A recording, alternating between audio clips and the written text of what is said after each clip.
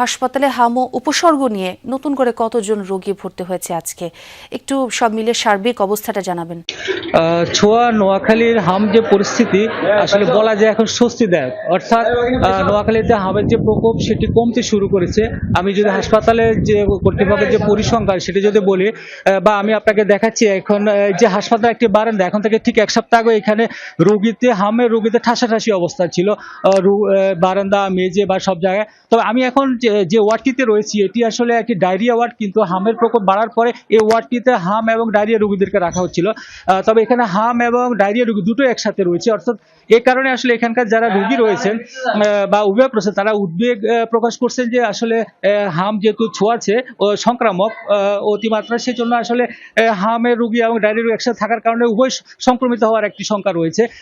তবে হাসপাতালের আপনি যেটি বলছিলেন যে এখন বর্তমানে এই সদর হাসপাতালটিতে দুইটি হামের আইসোলেশন ওয়ার্ড রয়েছে, রোগী ভর্তি রয়েছে বর্তমানে 51 জন, অর্থাৎ এখন থেকে ঠিক এক সপ্তাহ আগে যেখানে রোগী ছিল প্রায় শতাধিক, কিন্তু সেটি আসলে এখন নিচে নেমে এসেছে, অর্থাৎ এখন রয়েছে 51 জন এবং গত 24 ঘন্টায় নতুন করে রোগী ভর্তি হয়েছে 10 জন এবং এর আগে 24 ঘন্টা ভর্তি হয়েছে 9 জন, অর্থাৎ আপনি যে পরিসংখ্যান যদি আমরা চিন্তা করি তাহলে বলা যায় যে আসলে হামের প্রকোপ নোয়াখালীতে কিছুটা কমেছে।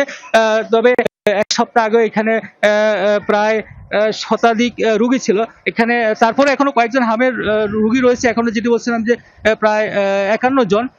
তবে এখনো নানা উপসর্গ নিয়ে ভর্তি হচ্ছেন, অনেকে এক সপ্তাহ ধরে রয়েছেন। আপনার রোগী কতদিন ধরে আছেন, কি সমস্যা? আজ 7 দিন বাড়ির তো নাইছি, আলাদা সুস্থর দিকে আছে আলাদা।